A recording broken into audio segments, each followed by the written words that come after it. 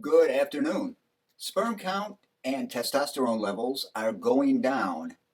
They are at the lowest levels of what has ever been recorded for the little bit of time we've been able to record them. But if you don't believe me, listen to this guy coming up. Our culture today is trying to completely demasculate all of the young men in our culture. I mean, you can look at the testosterone levels in young men today, and they are lower than throughout all of history. And there's a lot of reasons for this that we can get into later.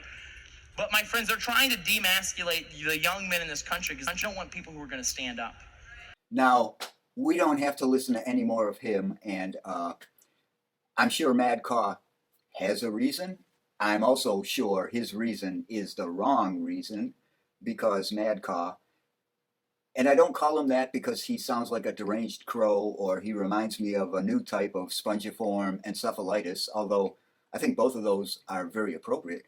No, in any event, Mad Caw, he's going to have his own reason for why testosterone levels are being depleted, but he will not own up to the real reason because he is a staunch defender of this, and that is this carnival freak show of an economic system that we have that we euphemistically call capitalism is spewing toxins into the environment, and that the EDCs, endocrine disrupting chemicals, along with all the other toxins that are going into our bodies, that is bringing down the sperm count and the testosterone. So yes, this thing we call capitalism, which is not really capitalism, this thing is destroying humanity.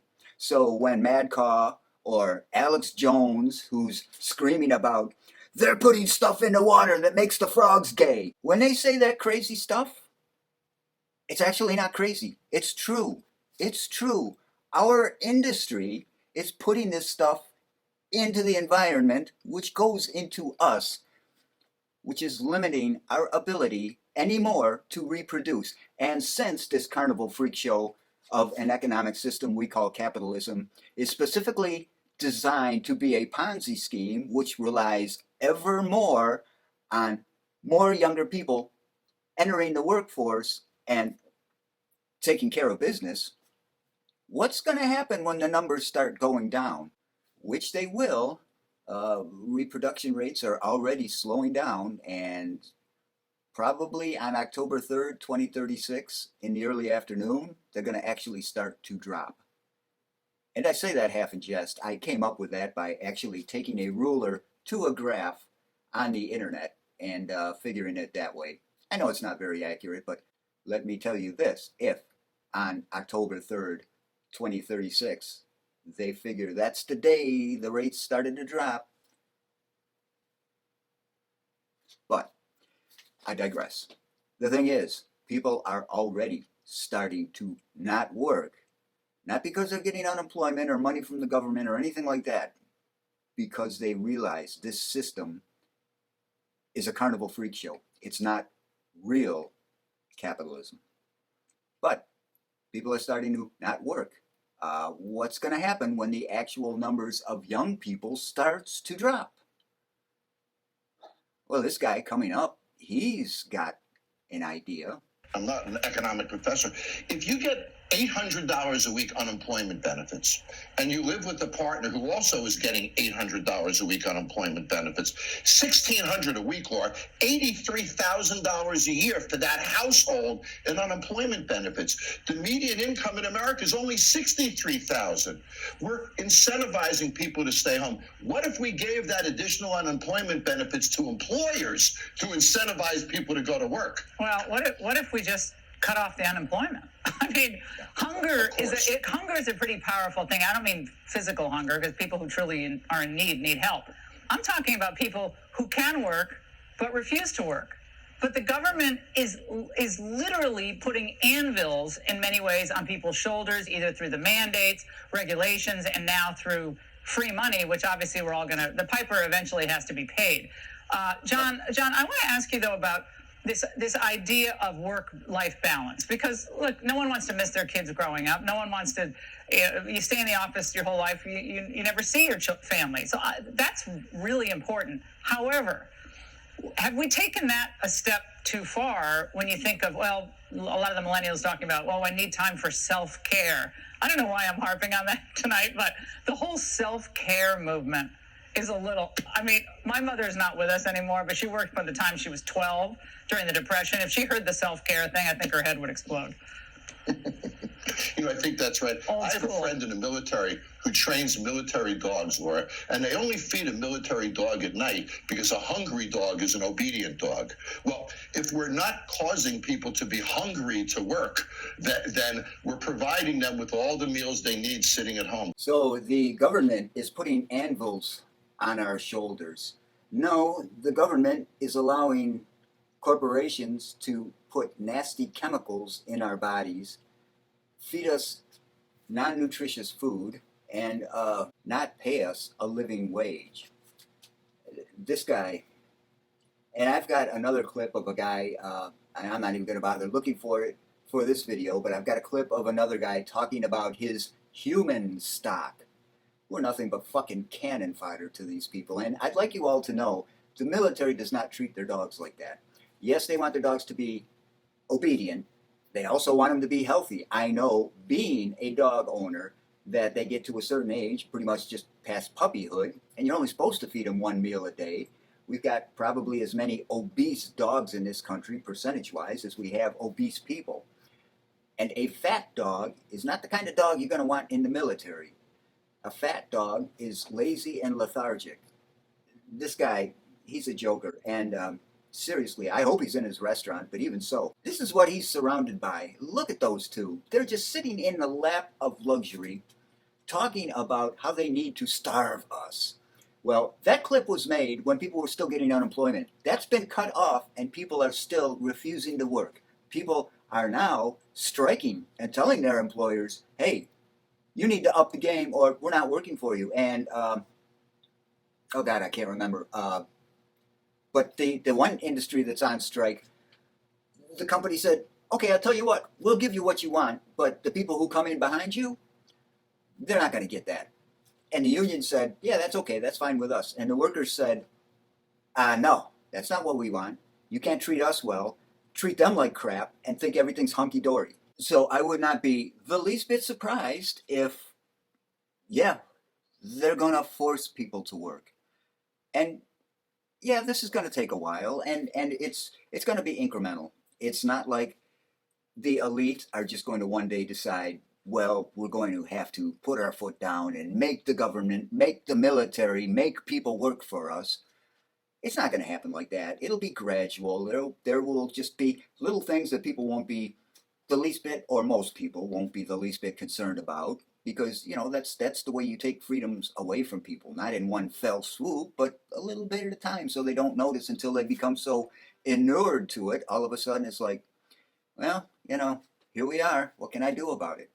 So, for example, Wisconsin just changed the child labor laws. Why is that? Hey, why not get kids to work for us? You know, why not pay them less money?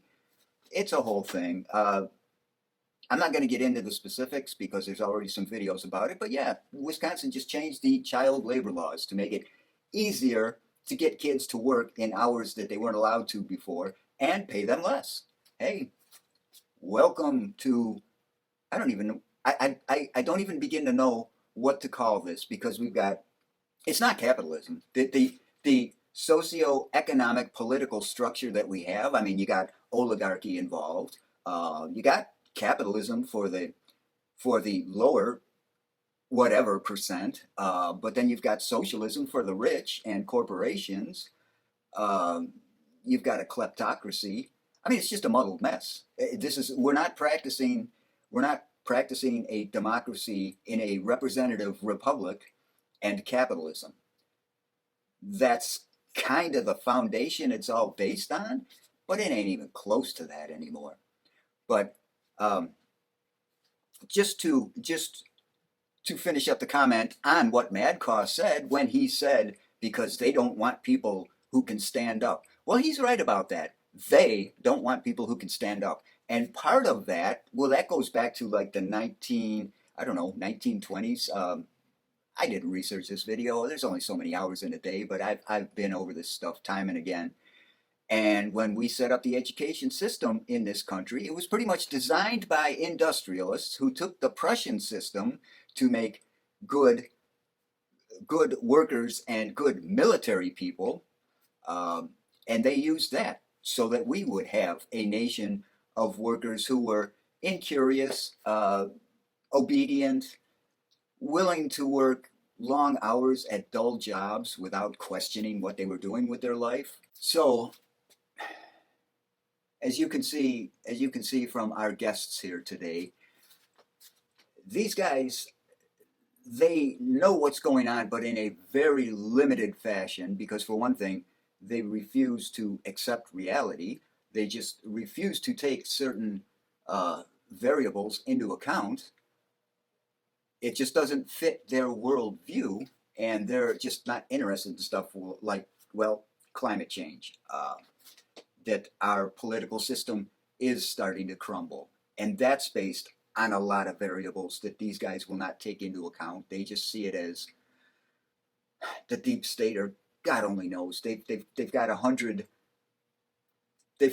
reasons for why things are starting to fall apart, and all of it's based on complete fantasy.